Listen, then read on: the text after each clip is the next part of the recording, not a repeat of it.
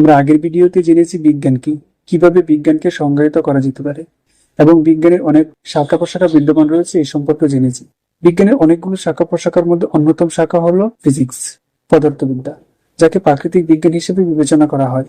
আর বিজ্ঞান শব্দটি ল্যাটিন শব্দ সেন্সা থেকে এসেছে, যার অর্থ জানা। এভাবে পদার্থবিদ্যা হলো প্রকৃতি এবং প্রকৃতির ঘটনা অধ্যয়নের বিষয়, কারণ এগুলো সবসময় দৈনন্দিন জীবনের সাথে সম্পর্কিত, কাজের সাথে সম্পর্কিত।